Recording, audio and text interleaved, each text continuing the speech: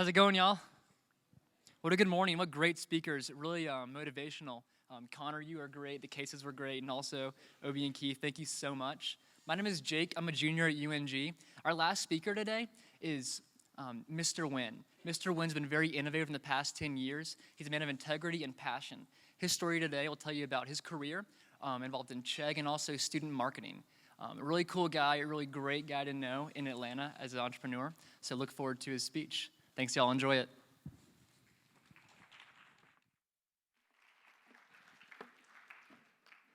All right. How you guys doing? Good? All right, it's a little quiet in here, so I need a little bit of noise. I want to know that you're awake. Let's hear it. Come on. Who's awake? All right, okay. It's super awkward to get on stage and have people be really quiet, so thank you for that. All right, so I'm really excited to be here. I spent actually most of my career coaching and developing college and college-age students and young people. So it's really cool to be back up on stage because I used to do this every year, except the crowd was like 2,000 people. So I'm really excited to share my story. So I'm going to dive in, tell you how I got to be a serial entrepreneur, and hopefully you can learn from some of my stories and apply it to yourself. So I'm Chau Nguyen. I am the founder and CEO of a company called Highwire. Anybody know Highwire? Have you guys heard of that before? All right, so we just launched not too long ago right here in Atlanta, and I'm going to take you along my journey of how I got from where I was when I was 20 to where I am today. So basically my first company was called Campus Special, and Campus Special was basically the Groupon and Grubhub of the college market before Groupon and Grubhub came around. And so that company I started when I was 25. It was my first venture. It was bootstrapped. We didn't raise any money at all. And I started at my dining room table. And I remember thinking how amazing it was going to be and how excited I was. And we built this business over time. So a couple of highlights. That company grew to be one of the fastest growing private companies in the US. Won a bunch of awards. And we got to 4,000 college sales reps, 15,000 street teamers. We hired a lot of people. And so again, my understanding and appreciation for where you guys are at in the stage of your career is very near and dear to me. So that business was awesome. We acquired 20,000 clients across 38 states and 165 cities. And after 8.5 years, I ended up selling that company to Chegg. You guys know Chegg? Okay, yeah, so they bought us. That was $20 million. I owned 100% of the company at the time, so pretty good, right? Pretty good start.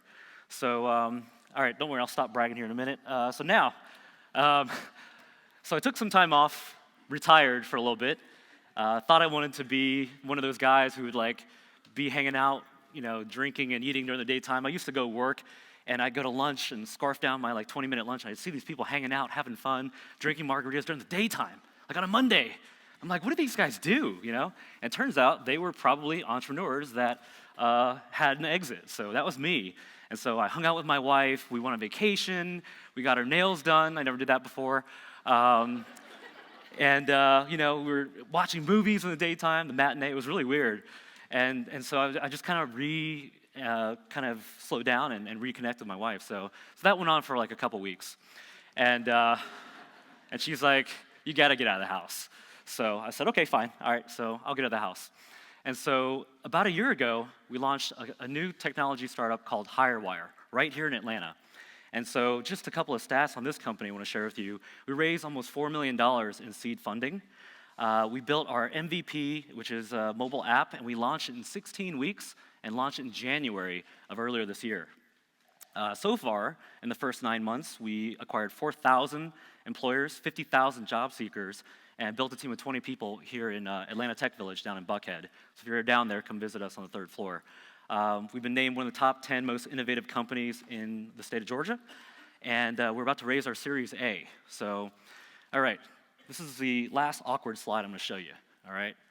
This is my house. I'm just kidding. This is not my house. My house is bigger than this. All right. Okay. All right, if you can't tell, I'm going to keep it real today, okay? My wife wouldn't let me put up a real picture of my house, but I just wanted to show you something, okay? So in the first few minutes here, I've told you this awesome, glamorous story about how I was young and I built a great company and we exited and I started a new one and people threw money at me and we got this awesome product and now we're on fire.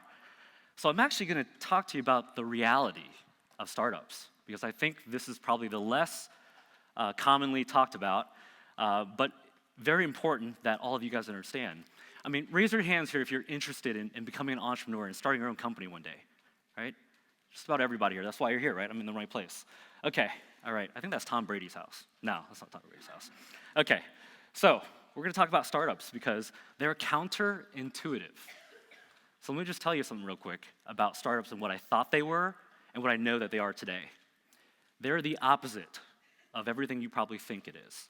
And I'm going to highlight some of the big key points that I think if nothing else you walk away with, you'll hear this, and then when you go along on your journey one day, you'll say, Chau mentioned that. He told me that it was going to be like that. So these are the things I wish I knew at the time, and I know now. So I actually have a really cool chart graph of my career path I want to share with you guys. So this is to scale, all right? So, so on the left is what people probably think success looks like, right? You're gonna go start this company, you're gonna go kill it, you're gonna make $1 billion, and it's gonna be awesome. And then on the right is actually what it's like, which is crazy, right? Up, down, left, right, maybe it's gonna die, I don't know. And then somehow you manage to make it, and you get out of it. But that, in a nutshell, is what you should expect if you're gonna start a company, all right? So you're probably sitting here, and you probably have this idea that you've been noodling on for a while. You think about it in the shower, you think about what you're driving. You don't want to tell anybody because you don't want them to steal it, probably, right? That's probably what you're thinking. And the idea is great, right? Because it's really important, and that's what people focus on. What is this startup idea that I'm going to come up with that's going to be amazing? And so one of the first realities is that the idea is actually a very, very small and sometimes, not always, but sometimes an insignificant piece of it. It is important to have a good idea, but most of being an entrepreneur and startups is actually more about execution. And so if a startup is an iceberg, the idea is like the very tip. And all the stuff that actually really matters is below the water that you can't see. So I'm going to give you this cool breakdown that I found online a while ago that talks about how important the idea is, and then how important the execution is. Because all of you guys have had ideas. And then the people that end up winning and succeeding are the people that can execute. So just as a quick example, if you have a good idea, but you have weak execution, it's really not worth very much, right? Maybe you have a bad idea, but your amazing execution. That's not going to get you too far either. So really what you need is a solid idea and solid execution, right? I want to stop there because I think what people think about when they think about startups is what a cool idea, right? So Highwire is essentially Tinder for jobs, right? Tinder for jobs. And you guys are probably thinking, gosh, why didn't I think of that? Or maybe you did think of it. Thousands of people have thought about it. They're swiping left or right or whatever it is you guys do. And then they're like, hey, someone should make this for jobs. And so we did. But we actually really went after it thoughtfully, carefully. I'm going to share some of the stories with you on how we went from idea at a coffee shop to getting funded to getting users. All right? You guys with me so far? All right. Is this going to be helpful? All right, good. Okay. All right, so let's go. All right, let's get started, okay? Actually, no, let's not. All right, so this is really important. Most people think of a startup idea, a business, and they think they're just going to go after it and start it. And I want to caution you here because actually I believe that most companies that don't make it or struggled at the very first step. Because they said, I've got this really cool idea. I'm going to make waterproof vests for monkeys that are 15 to 20 pounds, right? Too small of a market. Maybe that's not important, right? And so whatever it is you're thinking in your head, you have to ask yourself the following questions. Are you solving a problem? Really think about that. Is this problem big enough to matter? And if it isn't a real problem, and it's not a big problem, it doesn't mean it can't be successful, but it may not be as big as you think it'll be or as big as you want it to be. And so I like to approach thinking about startups as what's broken in the world, what's wrong, what's really annoying, And so Travis Kalanick from Uber, once upon a time, thought, it's kind of annoying to have to look up in the yellow pages, a cab company, and then wait for the guy to show up, and you don't know if he's going to be there, and then get in the dirty cab, and then you want to pay with a credit card, but he only wants to take cash, and then you got to get out, right? And so he decided, you know what, this is a problem. I'm going to fix it. And he fixed it, right, in a big, big way. So if you think about the really successful startups that you've heard of, or household names, they all really solve a big problem. And so I encourage you guys to think about what problems you face that are things you've personally seen, and then figure out if you are qualified or passionate enough to go solve that problem. And so now you have this problem you've identified, right? At Highwire, we identified that hiring hasn't changed for like decades. You have to post a job, you have to wait for people to apply, you get an inbox full of resumes, you have to be able to figure out if these people are qualified based on words on a piece of paper, and then maybe 5% of the people out of 100 are qualified, and then you call them in for a blind date. You don't know if it's gonna work out or not, and then you're stuck with them. And so that was our problem, right? We knew that hiring was broken, and by the way, I knew hiring was broken because at my previous company, we hired 20,000 people. And so I spotted that almost 10 years ago, and then I hung on to that and then went after it last year. And so that's really kind of the way you should go about approaching these things is how big of a problem is it, and is it big enough to matter? And so now that you've got the problem figured out, don't start. Again, people rush off and build a logo and buy a website and open up shop and start to go after it. You gotta validate, right? Let's figure out, I think that this idea, this concept, this problem is big enough to matter. So now let's go figure out if it really is. And the way you validate it is actually a lot easier than you think. You don't have to go build something, although you can. You just talk to your potential users, right? So we knew that employers had this terrible problem where hiring was broken. And so we went out and we talked to 50 employers, small to medium-sized to enterprise. And we didn't have a product. We had a couple sketches. We had this idea. And so we went out and we interviewed and spoke with these people and said, well, how do you hire today? What do you like about it? What do you hate about it? What are you using today? You use Craigslist, using Indeed.com? Okay, and what do you like about those things? What do you hate about it? And then we'd say, well, what if we came up with this concept of on-demand hiring, where you could view profiles, picture, job history, video interview, location, chat, in-app. It's like Tinder for jobs without the hookup, right? Hopefully without the hookup. All right, that's an HR violation. Don't do that. Okay, all right, so here's the thing. When we validated this, we weren't like, hey, don't you love this idea? Isn't it so great? Shouldn't we do it? We actually approached it very neutrally, kind of walking in saying, we know this is a good idea, but we want to see what you think. We want to see what you think. In fact, we don't just want to hear good news. We want you to poke holes in it and tell us what's wrong with it so we can make it better. All right, a couple things. Don't validate it with your parents, okay? Of course they're going to tell you it's a great idea. Don't validate it with your boyfriend, your girlfriend, your friends. You can, but you have to take it with a grain of salt. You want to validate it with potential users to see that if they say, nah, not interested. If 100 people tell you, nah, not interested, then maybe you need to change it a little bit, right? It doesn't mean it's a bad idea. You might just need to evolve it a little bit. So this validation phase is so important. And again, that's kind of like step 2, right? Come up with the idea, validate it. Don't start. Once you validated it, then you can start going down the path, all right? So let's talk about co-founders for a minute. This is really an interesting topic that I see done wrong all the time. So getting a co-founder is like getting married. My wife will kill me if she watches this, but only worse, right? And here's why. Because your odds of breaking up in a partnership are higher than your odds of getting divorced in marriage, which we know is not a great number, right? So why is that? You know why? It's because most people don't take the time to pick the right person. They just say, oh, I have an idea, and I know you, and you know me, let's go do this, right? That's a terrible idea. You wouldn't get married that way. So I really suggest that when you look for co-founders, you really need to kind of vet them, and you need to, quote unquote, date before you get married. And so you want to figure out, like, are you actually going to be compatible? Is this person just kind of like excited about it, but then in 6 months they won't care anymore? Or maybe you like them, but deep down you know that they don't really work that hard, or they have different vision for what this thing looks like. So, finding co-founders is very, very tricky. And, a couple things.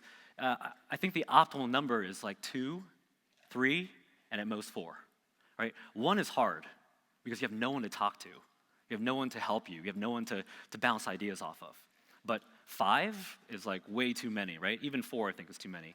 And so when finding co-founders, if you look at the great companies out there that have been built, most of them have co-founders. And then what you'll really find too, if you look deep down, is some of those co-founders got in a fight and then split up and left, right? So this is a very important thing. So you probably already know who you think would be a good co-founder. You probably already even talked about it. Hey, we should start a business one day. And the real question is, should we really start a business together one day? And that's a very difficult talk that you have up front, not at the end. Because if you have it at the end, then you have to have, a big problem. And this is what it looks like if you don't find the right co-founder. Not good, okay? So that's the end of my dating analogies, I think. So let's move on here. I did tell you we're Tinder for jobs, right? All right. So we ready to get started? Yes? Okay, let's get started now then. All right, so you got the idea, you got the concept, you're willing to execute, you validated it, and you've got even a couple co-founders. So what you don't want to do is this. You guys know what that is? Taj Mahal. Okay, great. Most people think about starting a startup as, I'm going to go out and build this great, amazing, huge, perfect thing, right? And the Taj Mahal is actually not what you want to build. This is probably what you want to build in the beginning. All right? I built that. No, I'm kidding, I didn't build that. I found it on Google. Okay, so the reason why you want to start small is because now you're still validating, right? So yes, your potential user said, that sounds like a great idea. If you made that, I would use that.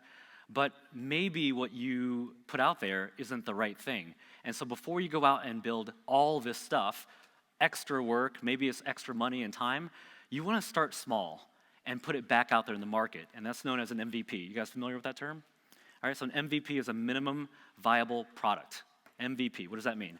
That means what is the least you can do in order to get real validation from the marketplace, right? So when you launch something, more than likely, whatever it is you think it's going to be will not end up being what it really is.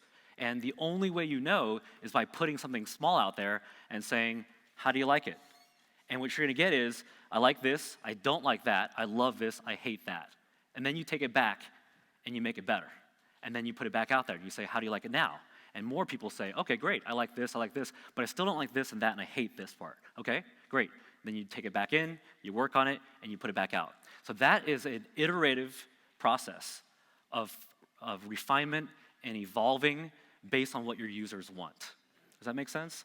And so I think one of the big killers of startups is building something nobody wants, right?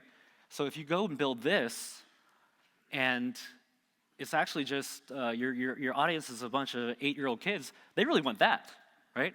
So you are not actually building something that you want, you're building something that your users want so that they'll use it and tell their friends, and then it grows, right?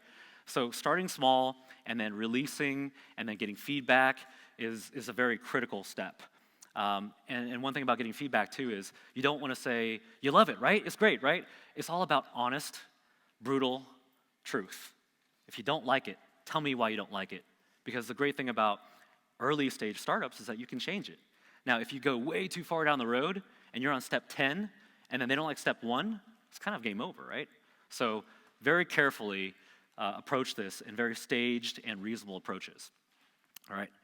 You know, it's funny, as I Googled treehouse on Google, and all these exotic tree houses showed up in the search results, which I swear like 10 years ago or 20 years ago, you didn't have that, right? So I had to look really hard to find this old rickety tree house. So, all right, and now they're all on Airbnb. I don't know if you guys know that or not, so. Okay, all right. So now you've got this product that you've built, and you've carefully taken it to market. You've gotten great feedback. You've made it better, and now you're on, a later stage version of your concept. And so one thing I want to talk about and share with you is the subject of raising capital. All right, this is a really confusing and misunderstood process, right? So this is probably what most people imagine it to be like. You guys know what that is? Shark Tank, right? My friend was on Shark Tank. And it's funny because today's media romanticizes entrepreneurship, right? The movie, when the Social Network came out, man, like everybody wanted to be an entrepreneur, right? After that, everybody, it looks so cool. There's big parties, there's drinking, there's, go in public and all this awesome stuff. And then there's shows about, people going on stage and getting a $500,000 investment for 15% of the company. This is not real. It is, okay, let me back up. It is real, but this is not how traditional raising capital, angel investing, and seed funding and VC funding goes, okay? So what it's really like is like this, all right?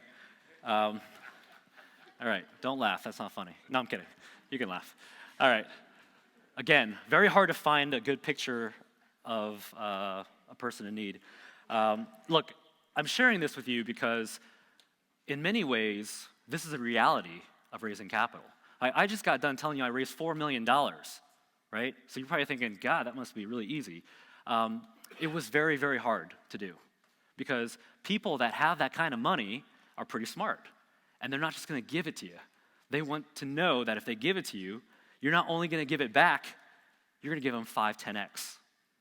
And so if only so many people can do that, then more people will get rejected than will get approved. And so this concept of raising capital isn't just as simple as, I got this cool idea, I'm a hard worker, I'm gonna go do it, let me see if someone will give me $1 million and I'll just go do it. That's not really how it works. It very much is the opposite. And raising money is a function of traction, meaning that you've got something. And if you have traction, you have leverage. If you have leverage, money will come to you, right? So raising capital is less about, having people think it's a good idea and bet on you, although that's early stage investing. It's really more about you took these steps, you've built a business early stage, you have co-founders, you've got traction, you have real users, and things are happening, right? It's actually picking up steam, and then you go raise money. So in the beginning stage, you might say, well, it's kind of a chicken and egg problem, right? How on earth am I going to raise money if I don't, am I going to have traction if I don't have money?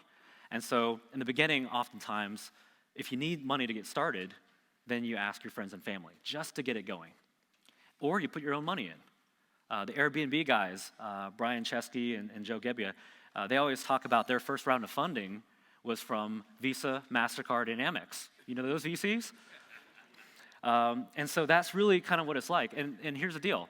If you're willing to take that kind of risk, then a smart person with money might be willing to risk with you.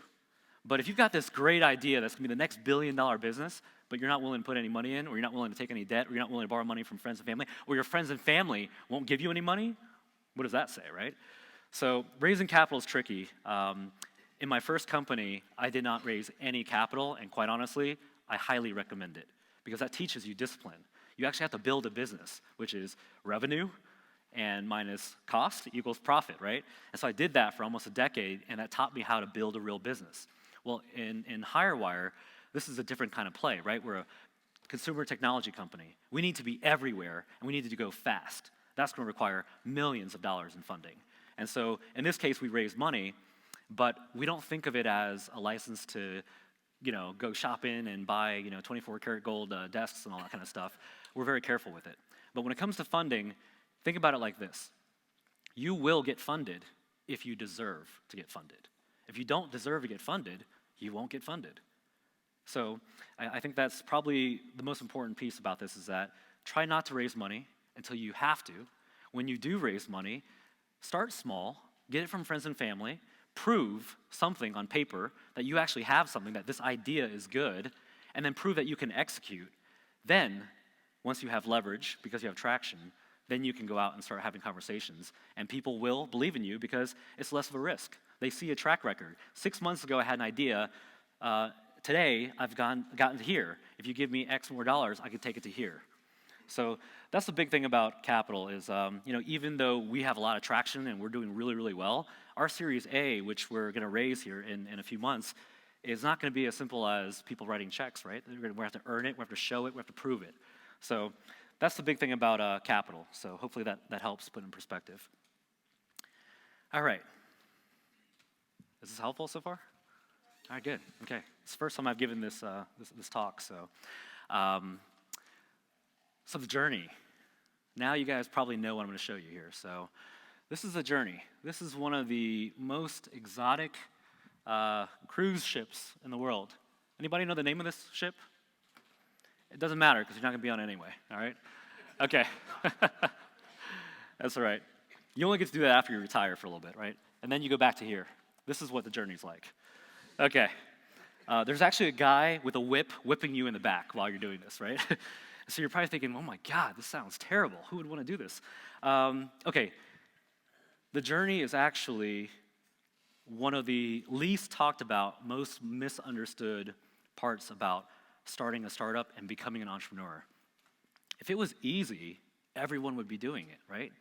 And so the stats look something like 95% of startups fail in the first couple years. And that might be a generous number, maybe even more than that. And the reason why is because it's hard, right? And so going back to how the media portrays it and how it looks on Shark Tank and the social network and all that kind of stuff, that is just kind of preparing people for disappointment. Because in reality, the business, if you recall, is not just an idea, it's execution. And execution looks more like this than it looks like this, right? And so the journey requires grit and determination and persistence, and it requires so many things that you probably don't think it'll take, and that you're best off knowing that if you are going to go do this, it's going to be hard. And I remind my team, who's very experienced at Highwire, all the time that what we're doing is so difficult that not even just 1% of the companies can do it, 0.1%. And if you want to be a billion-dollar business, it's like 0.01%, right? And so managing those expectations is key, because if you go into it thinking you have a cool logo and a cool website and you're going to go do all this stuff and you're going to get in there, you're going to get slapped in the face with reality that starting a startup is hard and the journey is even harder. But the good news is, if you are a hard worker, if you are smart, if you're dedicated, if you're passionate, if you are the kind of person that doesn't give up very easily, and you really, really believe in what you're doing, then although it feels like this, or looks like this, it can feel like this. It can be fun. So, at Highwire, I'm having a lot of fun, even though it's way, way hard to do, because it's something I'm passionate about. So I'm going to talk a little bit about passion here. So here's what passion is and isn't, right? So this is sometimes what people think it's going to be like, right? I'm just going to have this company, and I'm going to go to work and go home, and I'm going to do all these other fun things. And it's not that you have to give up all of it, but there is a very certain level of sacrifice that has to be made. And unfortunately, to some degree, it looks kind of more like this. Anyone here babysit? Raise your hands. Babysitting? Nobody? All right, well, I need a babysitter, so maybe you come up to me later. All right, so babysitting is a good analogy, because if you ever babysit for families, it's kind of easy, right? Like, you got 1 or 2 hours and 3 hours. Okay, so babysitting compared to having a kid, right? That's two different things. All right, babysitting is kind of fun and easy, and you have a good time. It's kind of like being a grandparent, right? And then you give them back afterwards. And then in reality, it's actually this commitment that you have that is every day, all the time, 7 days a week, 365 days a year. And why? It's because it is that hard, that if you're only thinking about it a little bit, or you're not that committed, or you're not wanting to make that kind of sacrifice, it's tough, because it's hard enough as it is. It's even harder if you don't have that commitment and that passion. And so people ask, what if I get burned out? Or, gosh, this sounds like a lot of work. Remember, if you're doing something that you really believe in, you're passionate about it, it is fun. It can be extremely fun. So as much of a grind as it is, as hard as it can be, as many roadblocks as there are, it is something that you'll find a lot of satisfaction in doing, which is really what I do at my current venture. So I'm probably thinking about Highwire 18 hours a day, right? I sleep for 6, and sometimes I wake up dreaming about my machine learning algorithm, right? So, but that's the kind of dedication that it takes. And what you'll find is that if you know successful entrepreneurs, they're thinking about it all the time, because that's what it takes to win. So be passionate and be committed, and that'll get you really far, because a lot of people starting startups that are competing for your very same space, maybe they're not, right? Maybe for them at 4:59 they're done. Maybe for you, you're done when you're tired, So, all right. Everybody's still here, no one's left yet, so that's good. All right, so you're thinking, gosh, who would sign up for this, right? This sounds crazy. And And I smile when I say it because I absolutely love startups, and I love the challenges, and I love the journey because it is very, very rewarding when you can figure this out. It's kind of like playing an easy game and winning versus playing a really, really hard game and barely surviving and winning. You're going to feel more satisfaction out of doing what's more challenging. So one of my favorite quotes, and a guy that you guys should get to know well by reading his work, is Paul Graham. You guys know Paul Graham? Paul Graham from Y Combinator? All right, write it down and look it up. He is amazing, and I read everything he writes. I watch every video that he's got out there, and I consider myself pretty well versed in startups, but there's always something you can learn. And so Paul Graham says, only start a startup if you can't not start a startup. I know that's a double negative, but I didn't say it. So what that means is, don't do it because you like kind of think it's cool, or maybe you have this like little bit of an itch. You do it because you're obsessed and you think about it all the time and you can't stop thinking about doing this, and you talk to your parents and friends and family and you just, it's this urge. That's when you should start a startup because you want it badly. You haven't even started yet and you want it badly. So it can't just be like a little feeling that you have every now and then, or just when you're excited or you get together with your buddies or you're hanging out and you talk about companies and starting startups and being an entrepreneur. You do it because you can't help it. And to me, when I retired, joking aside, I knew that I was going to do another one because that was my passion and that's my purpose. I want to go do something great that's going to help a lot of people and, for lack of better words, make the world a better place. So if that's that burning fire that you have and you've vetted it and checked the boxes and done all the steps and really thought it through, then go for it. You're never too young or too old to do it. Right? I know successful entrepreneurs that are like 18 that have done better than me. And then I know entrepreneurs that start their first venture at like 55. So it really comes down to, do you have that fire in you? And then do you have that right concept and can you go execute? So one of the things I really like to do is, instead of filling up the rest of this time, I'm very open about this stuff and I'm really happy to answer questions. And by the way, if you use Twitter, which you guys are millennials, you may not, you may use Snapchat, you can always tweet me the questions too later. But I think this might be valuable time for me to pass around the mic and take questions. So I will not hold anything back. I'll tell you absolutely everything you want to know, and happy to start. So do we have a mic back here? Okay. You might have to stand up and say it real loud. I'll repeat the question. All right. The question I have: did you ever use surveys as a part of your, determining whether or not your idea was viable? Sure. All right. So the question is, did I ever use surveys to determine whether or not the concept product was viable? I actually didn't. I don't think it's a bad idea, but I wouldn't do it as the only way to validate, right? Because you're not going to get enough information in the surveys, and what you don't want are false negatives or positives, right? Like, let's say you say, hey, is space monkey travel, a good idea? Would you be interested in that? And you put it out there, who knows who's answering it, right? And so, God forbid they say yes and you do it and it's wrong, then now you're stuck.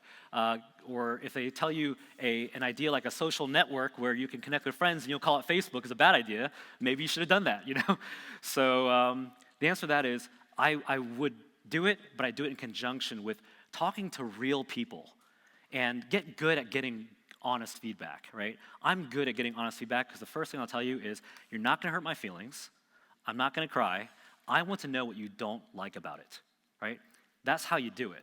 What you don't want to do is, this is such a great idea, right? Tell me you love it. And then you're going to basically force them to give you good feedback. So it's all about honest, brutal truth. So yeah, but the feedback you can get in person is so great because they're going to tell you other things that you hadn't thought of. There's no way you've thought of everything, right? And so and the more people you talk to, the bigger sample size you get, the more refined this concept gets, right? And so maybe one person gave you this idea and you decided, wow, I hadn't thought about that yet. So I highly encourage that vetting process to be with real people and not family members, and just approaching it with, tell me what you love about it, but tell me what you hate about it. Explain Highwire and the services you perform. Sure. Yeah, so Highwire is an on-demand hiring app. And so essentially, you have two sides of the marketplace. You have job seekers and you have employers.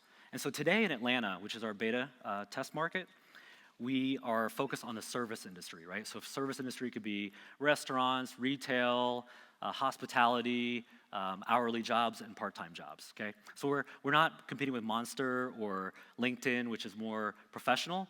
We're focused on the hourly, part-time labor wage earner. And so what we do that's very different from other job boards is that we're a marketplace where you build a profile that includes picture, location, job history, preferences, when you can work, what kind of pay you're willing, how far you're willing to travel. And the most important piece that's disruptive is that we have a video interview.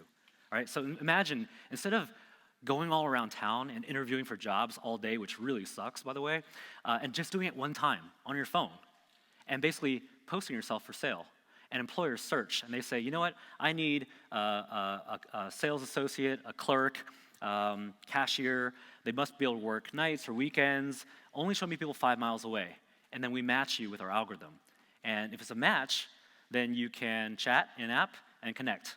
And what we found is that we have shortened the amount of time it takes to get hired. So if you guys at the beginning of this talk were to create a profile and you were qualified and you had good credentials, good resume, good video interview, you probably have multiple options by now, and then you could find a job in hours to a day instead of days or weeks. So we're speeding up the process of hiring. Do you have some sort of, when you're on your phone, do you have some sort of interview questions? Do you have some sort of script that they have to do? Oh, for our product? Right. Yes, yeah. So what we found is that interviewing is a very, at this level, especially for hourly and part-time workers, is a very qualitative process, meaning that if I can just hear and see you talk for 30 seconds, almost about anything, I can determine whether or not I want to bring you in for a real interview. And so in that first question, you're basically introducing yourself, talking about your past job history, aspirations, where you want to work, what your skills are. And the employer is not only getting a chance to meet you without meeting you, they can see things like confidence and eye contact and communication skills and attitude. And so what we give our employers and job seekers is basically convenience. All right. Question? Your app has got two sides, the job seeker and then the person that's supplying the job. Has it been difficult to bring those two together and really get enough people using the app to have an efficient, make it efficient, Maybe there's a lot of seekers, but there's not a lot of people on the app to supply the jobs. So Sure. how do you bring the two together in order to make it, efficient? Yeah, so the question, if you couldn't hear it, was we have two-sided marketplace. Was it hard to get both sides and get them together, interacting, consistent with what I've shown you today? I think you know the answer. Absolutely yes. So even though we have 50,000 users and we're growing like wildfire, we're doubling every couple months, and we have 4,000 employers in Atlanta using it, it's been a grind. And it's extremely difficult because, again, even for me, I had a good sense of what the market needed and wanted, but version 1 compared to what it is now is very, very different, right? So we went through the same process. We put version 1 out there, and we were excited, and we were like, oh, this is going to be awesome. And it came back with, okay, well, we don't like this, and that doesn't work, and this is too slow. And so instead of ignoring it, we went back, fixed it, put it back out there. And now we had version 1.1. And 1.2, 1.3. So now today we're at like 2.1 or something like that.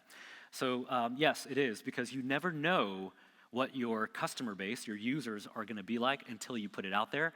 And that's why we did a beta test just in Atlanta in one vertical, instead of saying, well, let's go conquer 50 states, right? So much like the Taj Mahal example, had we done that, we probably would have burned through all $4 million, had nothing to show for it, and we would have been wrong. And so these very disciplined, small steps to go from like to love is how we think about it with our users and our customers. If our customers like us, we're doing okay. If they love us, then we're winning. Yep.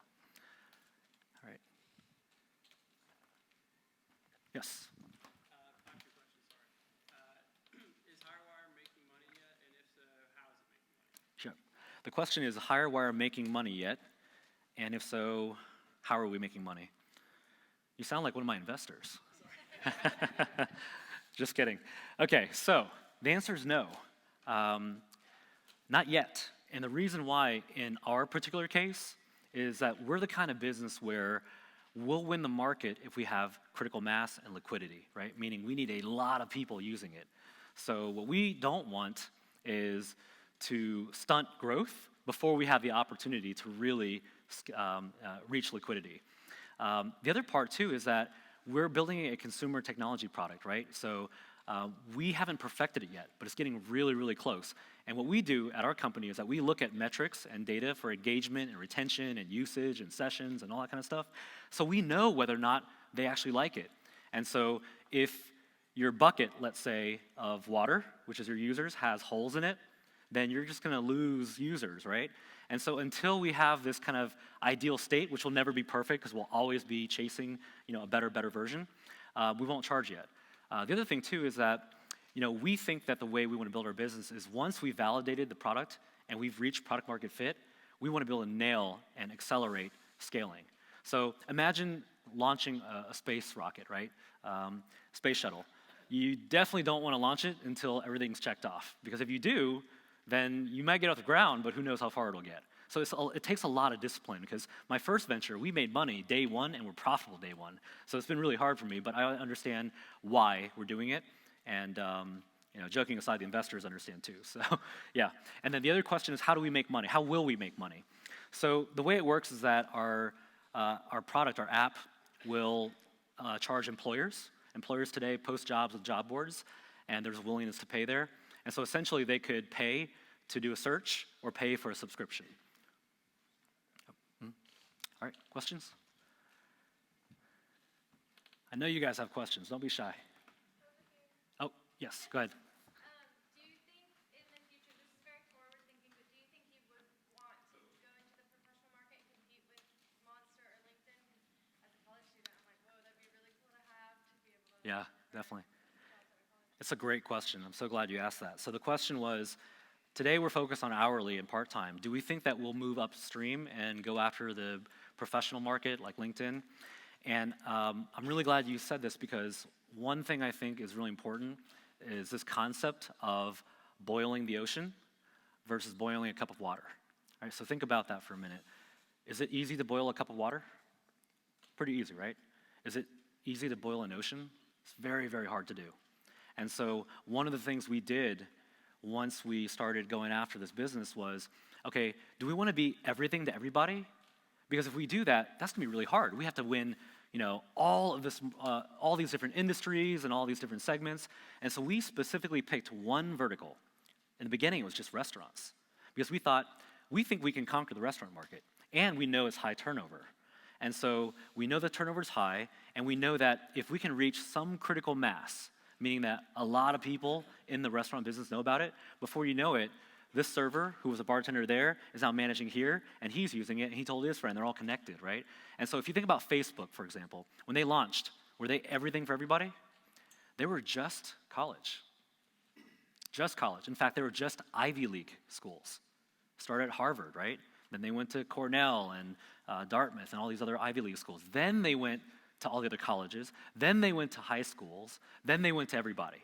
So boiling the ocean is really hard to do. So it is better in the beginning, in my opinion, to conquer a certain niche and then grow in concentric rings. So what I mean by that is we started in restaurants, and we today have about a third market share, close to a quarter. That means 1 in every 3 restaurants you walk into in Atlanta use Highwire, right?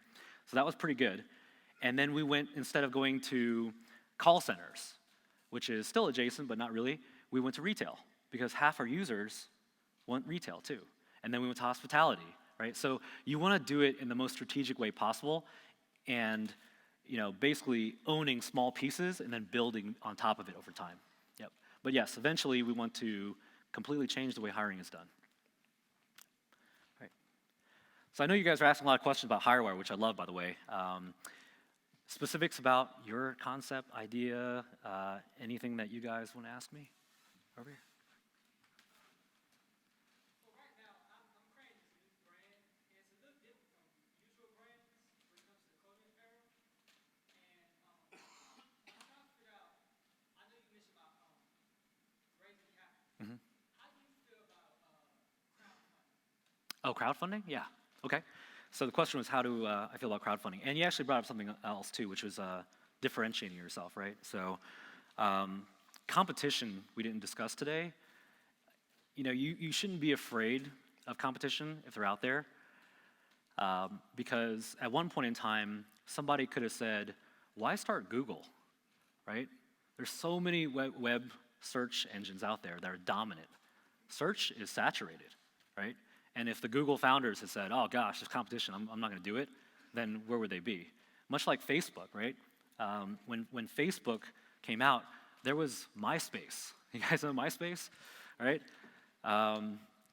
MySpace, Friendster, and they were on fire. And Mark Zuckerberg could have said, yeah, well, I guess there's a lot of competition out there, I'm not gonna go after it. So competition is a really healthy thing because it tells you that there's a market for it, and if you can execute better than those guys can, or you have a different way of approaching it, something unique and is a differentiator, then there's always space to go after it, right? Because in our space, there's lots of job boards and job apps, but you know, we're taking this other approach, which is Tinder for jobs, right? So, you know, when it comes to competition, I would not be disheartened, because very likely this is a thought you guys have had. You have this business idea, you're super excited about it, you go on Google and you find out there's like hundreds of them, right? That's okay, because who knows if they're as dedicated, as passionate, they have a good team, a good product, good approach, you know, all these other things.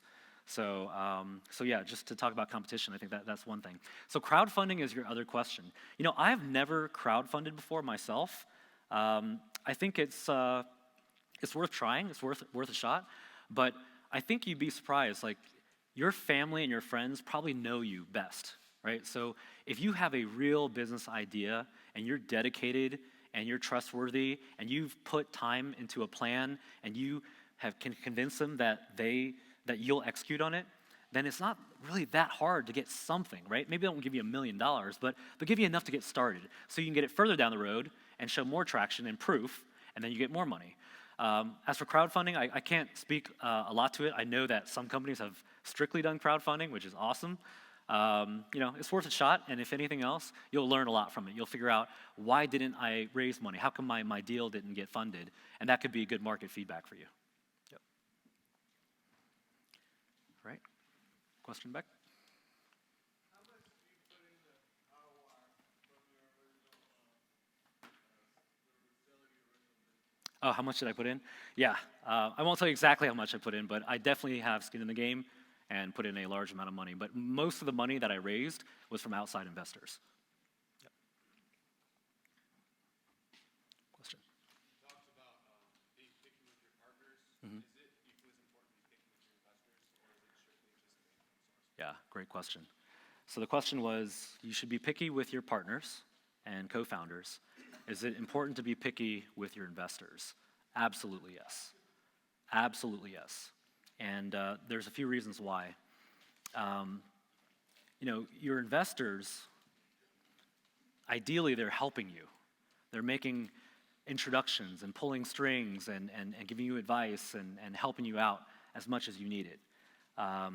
What you don't want is a detractor where they're all over you and they don't let you do, you know, what you think is best, and they get too involved. And it's tricky because you're basically getting in bed with somebody that could have control. And so much like you pick a co-founder, you want to make sure that it's someone that will support you and will bring positive things to the table. So for example, one of our recent investors is Tech Square Labs. You guys know Tech Square Labs in Atlanta? So you know, they made a recent investment in the company, and within days, they were making introductions, pulling strings, you know, putting the right people in front of us, helping us recruit, promoting us, you know, through their channels. So it's tricky. You want to find the right investor, and you would vet them much like you would vet a co-founder. I wouldn't just take money to take money. Yes? So you've been in technology for 10 to 15 years. Mm-hmm. And so you've seen it change and grow. Does it concern you how fast it's changing right now with what you're trying to do? Yeah, and when you say change, in what context are you thinking? The whole, I mean, everything right now is like we're back in 2000. Okay, yep. Everybody thinks tech is the sweet spot. Mm-hmm. 2002 when it all blew apart, everybody ran. Mm-hmm. So now we're back in that bubble again, and I'm seeing technology just spin very quickly to a point that even the marketplace can't adapt what technology is putting out there. Mm-hmm. So with what you're doing, I mean, you've got to look at it and say, how long do I have? Am I going to get this thing to market, Mm-hmm. make it successful before it's just passed by? Yeah. Okay, so let me see if I can rephrase that. So technology is changing so fast, the market and the dot-com boom like melted down and people were scared of technology, and now it feels kind of frothy again, and it feels like there's a lot of action. So I'll speak to it from this point. I think that there is a lot less barrier today to get into technology, which makes it great for young entrepreneurs, because essentially if you don't have any money, it doesn't matter. Let's say you know how to code. Or let's say you don't know how to code and you go figure out how to code. You could get a technology company started in your basement of your house and actually turn it into something. So that's what's neat, is that technology is accessible today to everybody. I think the downside to that is there's a lot of noise, right? So there's a lot of companies out there starting, and so the competition out there is greater than it was because there's fewer barriers, and then the competition to raise money is harder because there's more people doing it. So yeah, I think it's a good thing and a bad thing, but what I do think it does is it raises the bar for everybody. So before, if there weren't that many companies being started, then you didn't have that much competition. Now you do. So really the good companies get funded, the ones that have true traction. Back in the late 90s, you just had an idea and you go public, right? So, which is crazy. So today it's really more, I think, guarded, but in a good way, because it forces entrepreneurs to actually solve a real problem, have real traction, execute. And you may be in a space with a lot of noise, but if you're doing it right, then you will be found, or when you get in front of the right people, they will know. And I think that all that does is it really separates the men from the boys, so to speak, or the girls from the women. Right here. Yes. When you get an investor, do you give stock eventually for eternity? Mm-hmm. Or do you have a way to buy back that stock for you? Gotcha. So you're asking about equity versus debt, right? When raising capital. There's a couple ways to do it. The most popular way is just equity, in that they give you X dollars and you give up X% of your company. The other way, which is actually popular now, is convertible debt. So it's not a loan, but it's structured like a loan, and eventually it converts to equity. So I'm not going to attempt to describe the difference up here right now, because it is kind of complicated, but think of it as you can say, hey, I think my company's worth, I don't know, $500,000, and I need 50 grand to get it started. So that is 10%, and so if you give me 50 grand, I'll give you 10%, right? If it's a $100 million business one day, that's a great investment, right? And then convertible debt is different in that you're basically getting a loan that will convert to stock in certain triggered events. So I know that's a little cryptic, and I highly recommend that if you're interested, you look up the two. And I'll actually give you a site here at the end that I really love. I think it's a huge resource that you guys should all check out. But essentially you want to understand the dynamics and mechanics of equity raise and convertible debt. All right. A couple more questions. Anybody? Yes. Talk about the 24-hour, 365-day a year commitment. How do you manage that with family? Yeah. You have to have either similar commitment, or otherwise you have to take them. So separate. Yeah, it's a great question. This is where I want my wife to watch. I married a phenomenal woman who supports what I do, believes in what I'm doing, is willing to make sacrifices so I can do what I want to do. And I'll tell you, it's very, very hard, right? Because when you talk about 24/7, 365, like when do you have time to do what you want to do? It's not really 24/7, 365, right? But it's definitely not 9 to 5, 5 days a week, stopping on Friday at 5 o'clock. I think what it comes down to is a few things. It's such a great time for you guys to be interested in entrepreneurship because a lot of you in here are really young. You don't have commitments and things that are holding you back, right? And even if you do, you can still do it, but think about how much more challenging it gets when you have, a significant other and you're married, now you have kids and a dog and all this other stuff. What it comes down to is time management and having a good support system around you and just also being really efficient, right? So in order to do everything I'm doing, I've got to be able to move fast, be really effective and efficient with my time, and ration it in ways so that I'm still healthy, right? So I don't need a lot of sleep. I sleep like 6 hours, maybe 5.5 hours a night. I'm okay with that. But what I do is I'll work all day, and I'll come home, I'll see my kids, we'll have dinner, and then they go to bed, and my wife goes to bed early, and then I keep working, right? So I'm basically cheating by stealing pockets of 3 hours here and there, 2 hours here and there, in addition to the normal time I'd be working. And then, again, when it comes down to being your passion, you don't really burn out, but there is a healthy level, right? Like you don't want to overdo it. Guys like Elon Musk can have two companies that are public, or Jack Dorsey could be at Twitter and Square. That's unbelievable, right? But they're doing it somehow, and more than likely, they're moving fast, getting a lot of things done. They have a good support system around them, and it's not probably, I know they love what they do. You can't do that unless you love it, right? If you like it, then maybe you'll kind of do it. But if you love it, you won't want to do anything else. Question? Somewhere back there? No? Scratching your head? All right, here we go. Yes? Oh, the website? Yeah. I'll show it to you here at the very end. So, all right, are there any more questions? Yes?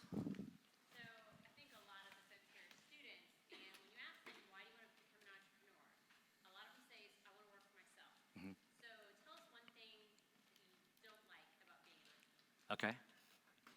All right. Save the tough ones for the end.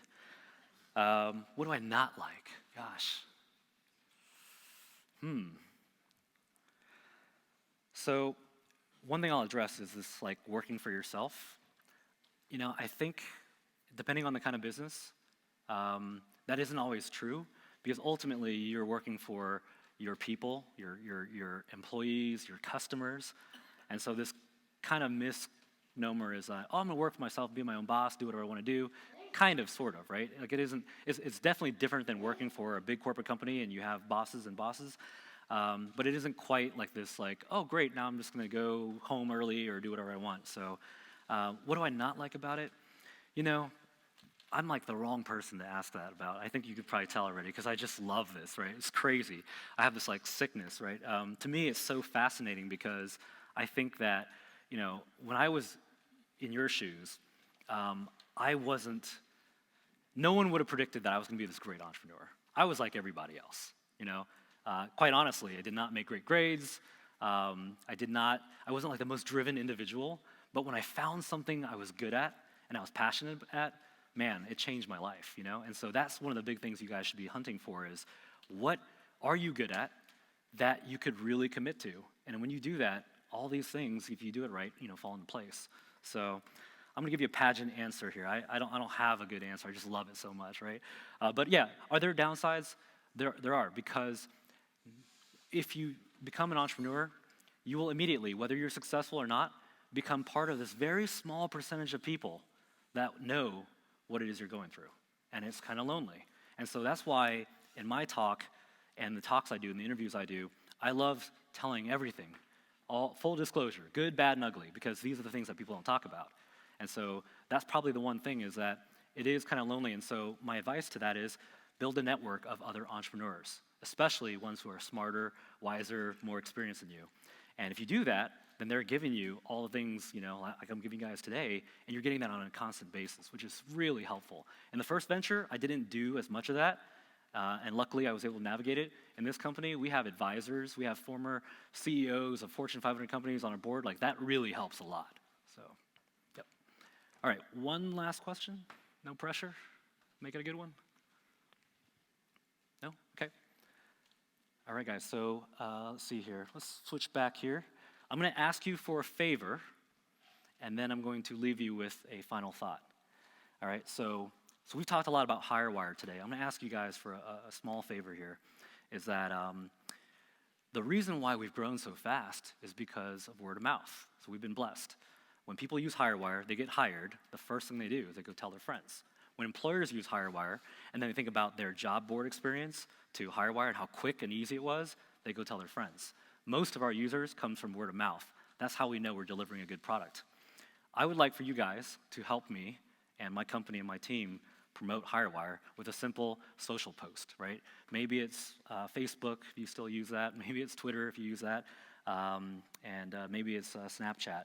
But if you would do me a favor and just tag Highwire and help us spread the word, that is very powerful. If each of you guys did that, we would see a spike, and that would help spread the good word. So that would mean a lot to me. And if you go to a restaurant, let's say, or you know an employer that's hiring hourly workers, tell them about it. It's free to use, and right now we're in beta in Atlanta, so this is a perfect time for them to try it out. Won't cost them anything, and that'll really help us. So that would mean a lot to me. You guys do that for me? All right, great. Thank you so much. Okay. All right. So I'll leave you with this, guys. Quora is the website, Quora.com. So Quora is awesome because it essentially will give you the ability to get the information and the answers you're getting from me right now, except there's thousands of really smart, experienced entrepreneurs, VCs, all kinds of people that are in the startup community that post and answer questions. So you could post a question right now about, I've got this great idea, but, how do I raise my first round? And you'll get good answers. And you can search for them, too. So I love that site. I spent a lot of time, even as an experienced entrepreneur, reading the questions, understanding, how people think, what are the big trends, and there's all kinds of topics on there. And it's not just startups either. It could be about anything. And so here's one of my posts that I want to share with you, because I write on Quora as well. And this is my description to a question that asked, what is entrepreneurship really like? And so this was my answer. And that entrepreneurship is like being dropped off on a deserted island. And you got nothing but determination, grit, and persistence. It's a game of survival, right? So think about it today.